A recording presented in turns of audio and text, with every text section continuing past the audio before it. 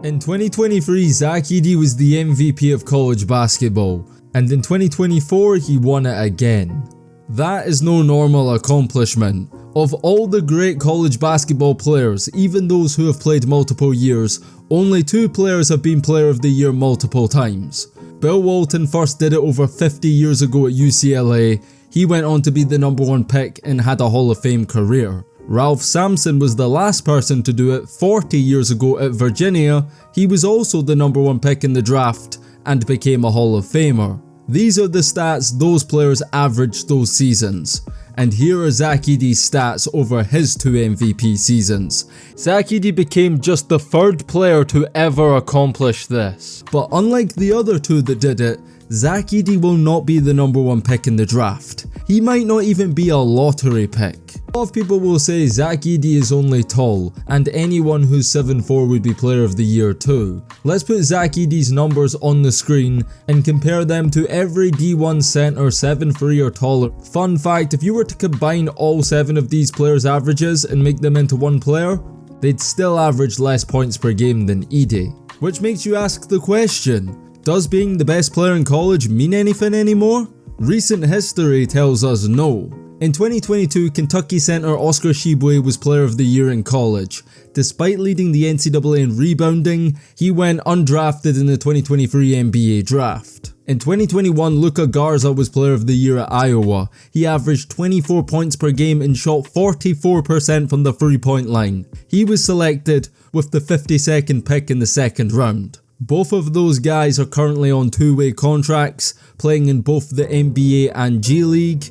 And they are 2 recent examples that great college players don't always work out in the NBA. But with all due respect to those 2, they are not Zach Edey.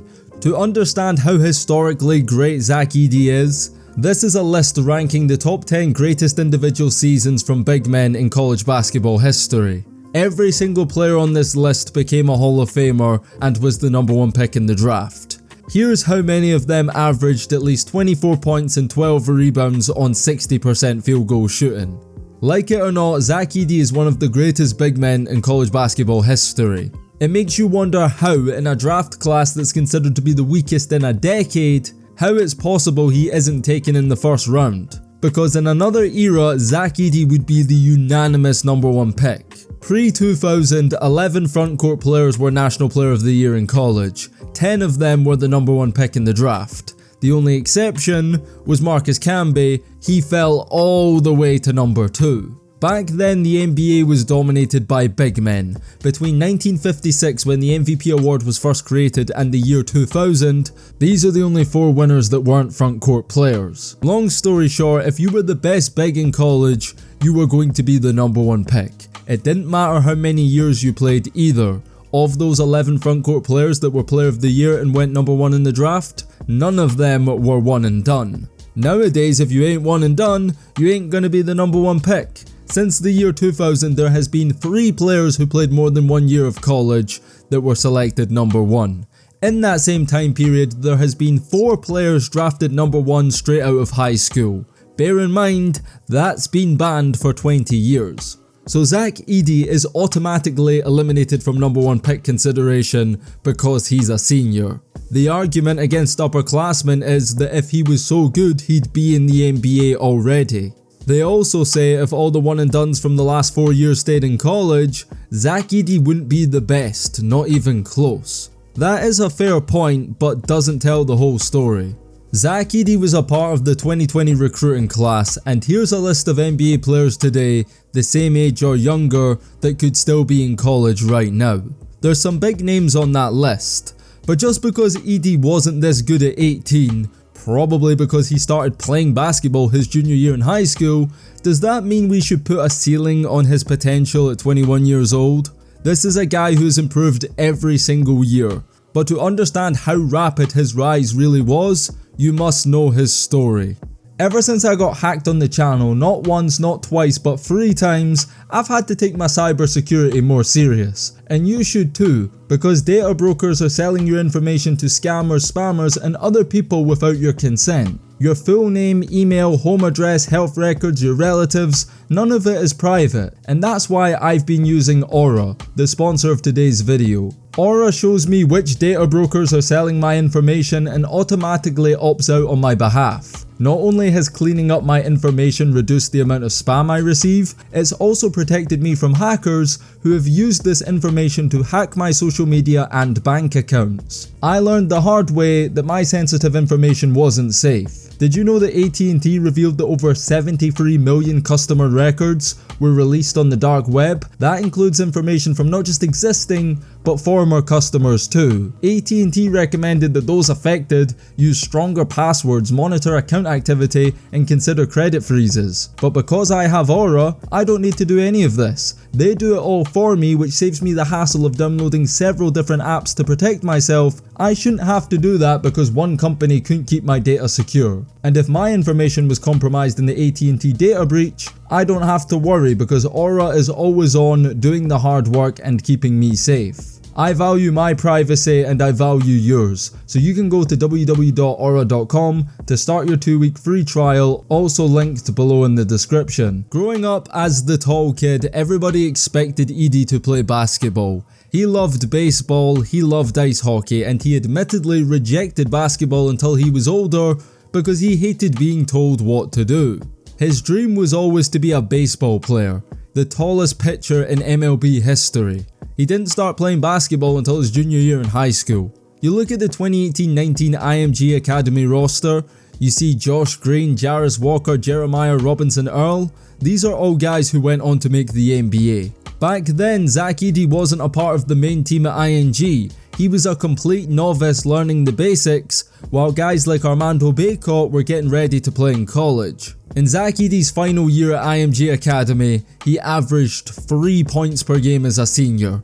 He was ranked 435th in his class. Going into college, he was a 3-star recruit who only got a scholarship at Purdue as a last resort because they missed out on Hunter Dickinson. When Edey arrived at Purdue, at 7'4", he was the tallest player in Big Ten history. People were saying he should redshirt his freshman year, and everyone was saying he was only on the team because he was tall. This angered Zach Edey and motivated him to get better, and when he finally did get his chance, as a freshman off the bench against Liberty, Edey made the most of it. He scored 19 points on 9 of 10 shooting in just 15 minutes. His first game of the season and his last were very different. In the round of 64 of the NCAA tournament, Zach Edey scored 0 points in 15 minutes of playing time. That was the story of his freshman year. Very up and down, and that's shown in the numbers. Purdue were eliminated by North Texas, the 13th seed, which, spoiler alert, wasn't the only upset of Edey's college career. Summer 2021, Zach Edey was invited to play with the Canadian national team at the FIBA Under-19s World Cup. Now this tournament takes place every 2 years and it features the best young players in the world. But at that time, we didn't realise just how significant this tournament really was.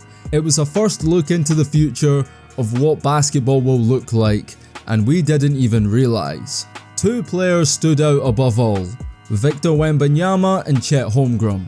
Today, they are the 2 best rookies in basketball, head and shoulders above the rest of the rookie class, and are already in their first NBA seasons, 2 of the most impactful big men in the game today.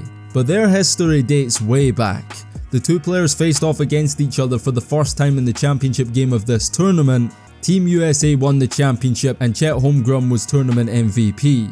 In this tournament, Wembanyama averaged 14 points, 7.4 rebounds, 5.7 blocks on 45% shooting from the field. Chet Holmgren averaged 11.9 points, 6.1 rebounds, and 2.7 blocks per game on 62% shooting. And then there's Zach Edey, who averaged 15.1 points, 14.1 rebounds, 2.3 blocks, and shot 56% from the field. All 3 players were ranked top 10 in player efficiency rating. Of the 3, Zach Edey's was highest. But what about when they matched up against each other? Zach Edey never got to play against Wembanyama in this tournament, but he did play Chet and USA in the semi-final. Both players had great games individually. Chet had 12 points, 8 rebounds and 6 blocks.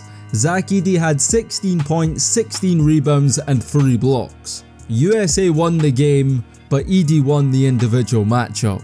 This tournament was dominated by 3 players with a combined average height of 7'3". Because of their performances in this tournament, 2 of them shot right to the top of the draft boards, and 1 of them didn't. 3 years later, 2 of them are in the NBA. One is about to be Rookie of the Year, the other is the starting center on the 1 seed in the West. And the other guy is still in college, but he is on one of the greatest individual runs in NCAA history. If this is what the future of basketball looks like, and every team is looking for a 7-foot unicorn of their own, why did NBA scouts not take Zach Edey more seriously? We will get to that later.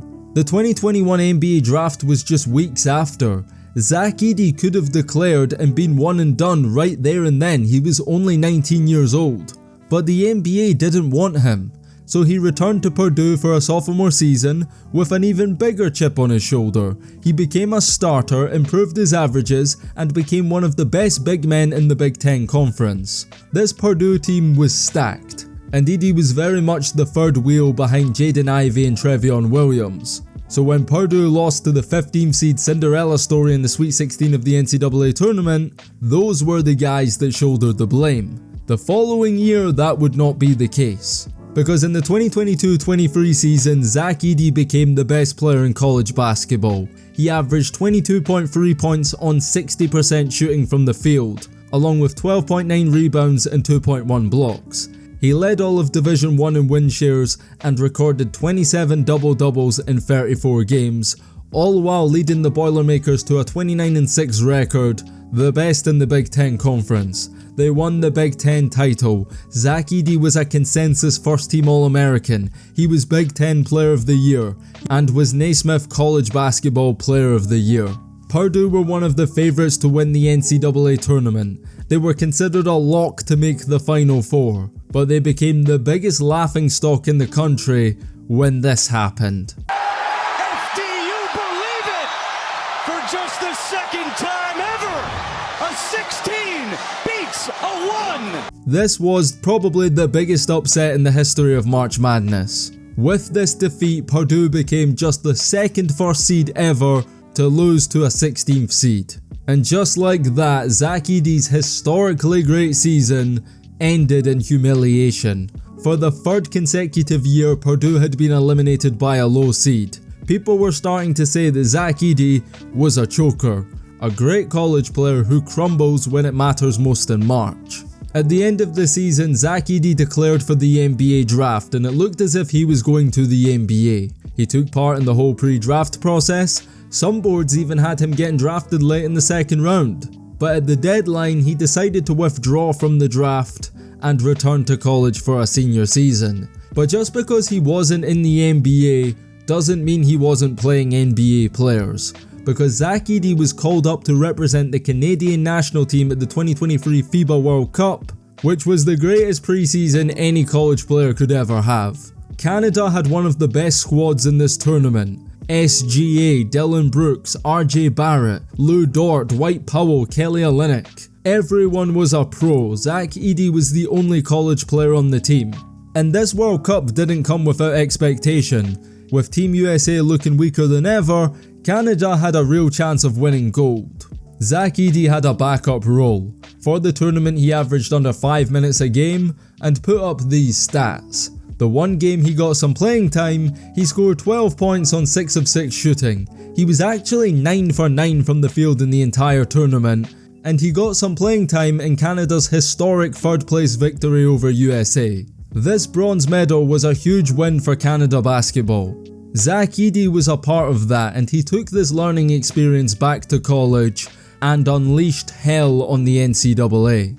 Zach Edey was already the best player in the country, but he came back even better. He averaged 24.4 points per game, 12.1 rebounds, 2.3 blocks, 2.1 assists. He shot 62% from the field. He increased his averages in almost every statistical category and improved his efficiency. But Edey's improvement goes beyond just the stats. He's had big performances in big games too. The Indiana game was very telling. Purdue had some bother beating this team in the past, and Zach Edey produced a dominant performance. 34 points, 14 rebounds, he shot 11 of 12 at the free throw line. Zach Edey led Purdue to the best record in the Big Ten Conference a second year in a row, leading the team to back-to-back Big Ten tournament titles. But for a lot of people, Zach Edey was a myth, because the mainstream basketball audience only starts to tune into college basketball during March Madness. It was hard for fans to believe he's one of the best ever, when every time he'd ever been seen in March, he'd been sent home by a Cinderella story. That changed this year. In 2024, Zach Edey as a senior knew that in order to go down as one of the greats, he had to leave his mark in this tournament and make the Final Four. The NCAA tournament started and Zach Edey was a man on a mission. He started off with 2 dominant performances and wins over Grambling State and Utah State. Edey became the first player since 1995 to post 50 plus points and 35 plus rebounds in the opening weekend of March Madness. But he didn't stop there. In the Sweet 16 against Gonzaga, Edey had 27 points on 10 of 15 shooting, along with 15 rebounds to advance to the Elite 8. There against Tennessee, the Boilermakers needed all 40 of his points and 16 rebounds too, just to defeat the number 2 seed Tennessee and make the Final Four for the first time in school history. Zach Edey made it to the big stage. America was watching him go head to head with DJ Burns and the underdog NC State. For his standards, Zach Edey had an off game. He still had 20 points and 12 rebounds on 9 of 14 shooting, and Purdue won by double digits and advanced to the championship game. This was a legacy moment for Zach Edey. Making the Final Four put him among the greats, but winning a national championship for the first time in school history while being the 2-time player of the year would have elevated his status into another stratosphere. Standing in his way was the defending champions, the UConn Huskies, stacked with NBA talent. There were times in this game where Zach Edey looked like a prime Shaq, unstoppable on offense, dominating the boards and swatting shots away in the paint. He finished the game with 37 points and 10 rebounds, but he was a lone soldier up against an army. UConn won 75-60 and Zach Edey's college career was over. Beating this UConn team was mission impossible. They won the championship by record-breaking point differentials, and some people are calling them the greatest college team ever. Which is why, had Zach Edey pulled this off and beat this team to win a championship, it might have put Zach Edey on the Mount Rushmore of college basketball centers. He was historically great in the regular season and even better during March Madness.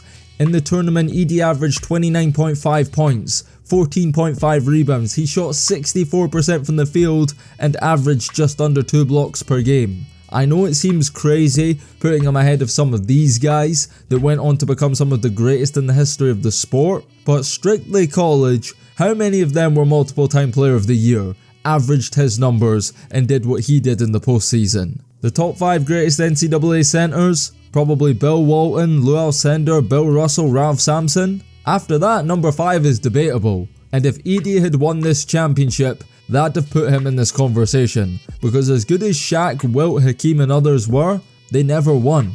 But neither did Zach Edey, so he will join them in the conversation of greatest to never win. Now we enter the most important part of the video, Zach Edey's scouting report. As an NBA prospect, he's the biggest debate in this year's draft. Everybody knows he's the best player in college, but nobody can agree on what type of player he'll be at the next level. Some scouts see the potential, others see a guy that's going to be unplayable on an NBA floor. One thing they'll all agree on is Zach Edey keeps exceeding expectations and getting better and better, and for a guy that started the sport so late, that's a scary reality. So what are his strengths? Obviously, how big he is. To put his size in perspective, the 2 tallest players in the NBA are Boban and Victor. He's listed at the same height as them, so from day one he'd be one of the tallest players in the league. He also weighs 300 pounds, which would make him one of the heaviest players in the league. I saw a belly. How many players can go inch for inch with Wembanyama and have girth like Joel Embiid? Shit, my bad. Pause. There is no player in the NBA right now that can match Edey physically. Guys like Chet and Victor are tall enough, but too skinny. Anyone shorter than that isn't tall enough. Scoring has been easy for him. His drop step and hook shot, unstoppable, especially with his dominant right hand. In previous years, Edey would avoid using his left hand. It was a glaring weakness, but this season, he's gotten more comfortable, is willing to use it and seen some success. Edey's physical presence cannot be understated. With his back to the basket, nobody in college can stop him. He scores efficiently, and on the rare occasions he does miss, he's very likely to go get those 2 points right back on the offensive glass. His frame, height and tenacity to throw his body around on the interior allows him to gain deep post position and put up high quality shots over defenders near the hoop. Obviously, it won't be as easy to bully NBA defenders in the post and get the shot he wants every time. I do think sometimes we get so caught up in the modern game that we forget that basketball is a tall man's sport, and having the tallest, biggest, most physical player on the court has advantages that I think we're starting to overlook. In today's NBA, every team wants a little bit of Nikola Jokic, a big man who can be a secondary playmaker and pass over defenses. Because of his dominance one-on-one, Edey will always draw multiple defenders. That's going to leave someone open, so if he can master this aspect of the game, find his teammates for open shots and well-timed cuts, scoring at the NBA level will be a lot easier for him. Another one of Edey's skills that may be undervalued is rebounding. It's pretty obvious why he's a good rebounder, but he doesn't just depend on his height. Edey is always boxing out, and he's averaged 5.1 offensive rebounds per game over the past 2 seasons. That means 40% of his rebounds are on the offensive glass. Now this is an imperfect stat, but if Edey makes 68% of his shots at the rim, and he's getting an extra 5 shot attempts per game on the offensive glass, that's 7 extra second chance points a night, not including and ones and fouls. Those 7 points can be the difference between winning and losing a ball game. It's hard to argue that when Edey is on the floor, he's gonna end defensive possessions and extend offensive possessions. There is value in that. Defensively, Edey has his strengths and weaknesses. At 7'4", he's gonna block shots, he's gonna be a defensive anchor and deterrent from players taking close shots. But his defensive limitations will be there to exploit. He's not going to be switching out onto the perimeter and guarding guards, and when on the floor, he'll be a constant target in the pick and roll. In order to survive, he will most likely live in drop coverage. That's something smart players can take advantage of, but not the end of the world. I think his defense against Team USA at the FIBA World Cup was very revealing. Check out this play right here. Edey is switched on to Tyrese Halliburton, one of the best point guards in the Eastern Conference. Tyrese cleverly waits for Edey to move his feet before blowing by him. Edey actually does a good job making up ground and stops Tyrese from taking the layup, but Halliburton is good enough to improvise, draws him in and dumps it off to his teammate in the paint for an easy 2. Next play right here. Bobby Portis sets a solid screen that takes SGA out of the picture, forcing Zach Edey to step up and cover Reeves. But Edey uses his ball well to stop Reeves from getting to his spot. Reeves realizes if he goes up, he's about to get stuffed, so he kicks it out to the corner. That right there is a fine example of Zach Edey's presence in the paint.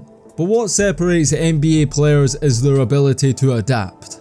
Shortly after, the same play happens again. Reeves is on the right side of the court. He uses Bobby Portis' screen to force a switch, and instead of attacking Edey, Reeves settles for a floater off the glass. And this is how good NBA players will attack Edey in the NBA. They'll happily settle for floaters and pull-up jumpers in the mid-range. But what I find very interesting is LeBron's comments on the JJ Redick podcast, where 2 of the smartest minds in basketball came to the conclusion that offensive players have become so good that stopping them is impossible. The key to defense is what you're willing to give up. Now, basketball nerds will tell you the mid-range shot is the worst shot in basketball statistically, so if you have to give anything up as a defense, that's the shot you let them have. If you're willing to sacrifice the mid-range, then all of a sudden Zach Edey becomes an asset defensively instead of a liability, because he doesn't have to switch on to smaller guards, he doesn't have to defend multiple positions, he can stay in drop coverage and focus solely on protecting the rim. And that's okay. People forget the Milwaukee Bucks won a championship just a few years ago using Brook Lopez in drop coverage.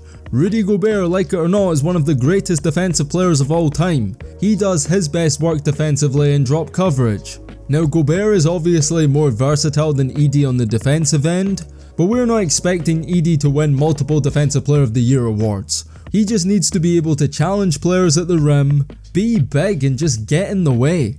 I can't mention Gobert without saying that Edey can offer more than him offensively. If need be, Edey's offensive game can be simplified. We all know he's not going to go to the NBA and score 20 points a game out of the post. But that doesn't mean he can't be an effective finisher. He sets monster screens and is always a lob threat because of his height. The biggest question mark regarding Edey is his shooting. Right now he isn't a threat facing up in the post because he doesn't have a mid-range game. The two most dominant post players in the NBA today are Joel Embiid and Nikola Jokic. They can play with their back to the basket, but they can also face up. And that's why in a league where the post game is almost dead, they still get their touches down low.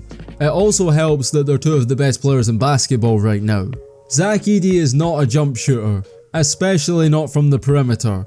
He's made just one three ball in his entire 4-year college career. But that doesn't mean he can't be a good shooter. What do scouts always say is a good indicator of someone's shooting potential? Free throws. Zach Edey is a good free throw shooter. He gets to the line easy because in college, fouling him is the only way to stop him.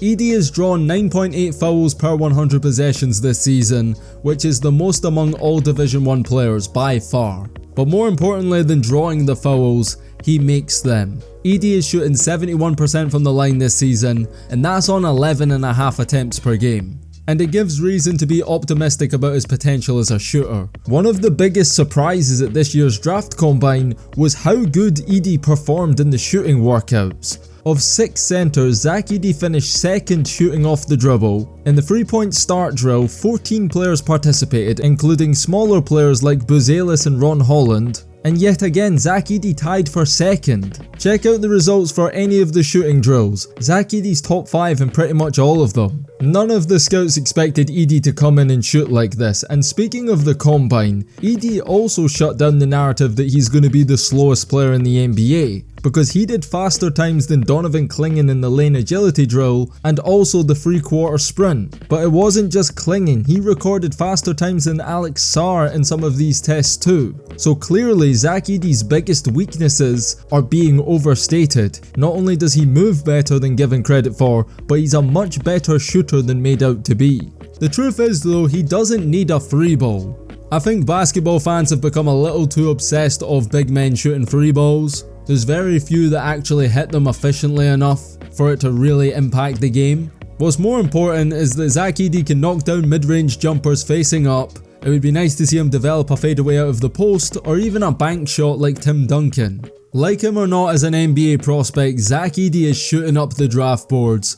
But his stock is inconsistent. He's ranging anywhere from a second round pick to even a top 10 pick in the draft. The trouble scouts are having is it's hard for them to put a ceiling on a guy who's constantly improving. Everything scouts said about Edey a year ago, he's improved on those things. If he continues on that trajectory, then who knows how good he might become. I think there's a growing stigma in today's NBA surrounding tall players. The same way being too small for the NBA is and always has been a thing, being too tall for the NBA is a new concept we're seeing more and more. Somebody like Taco Fall is the perfect example. At 7'6", he was too tall for the NBA. But throughout NBA history there has always been exceptions. Muggsy Bogues had a long career at 5'3", Spud Webb won the dunk contest at 5'7", Isaiah Thomas was top 5 in MVP voting at 5'9". If being too tall for the NBA is really a thing, the same way there were exceptions for players that were too small, there's gonna be exceptions for players that are too big. Zach Edey might be one of those exceptions. The sample size we have for players at his height in the modern NBA is still so small because there simply aren't that many people who are 7'4". And a lot of them like Boban, Taco and others do not have the skill set that Zach Edey has. I think the question scouts should be asking is, can Zach Edey be efficient enough offensively to justify keeping him on the court while providing rim protection on defense. If he can do that, there's no reason he can't have a role in the NBA as a backup. And I think he can be more than that, because Zach Edey is very competitive.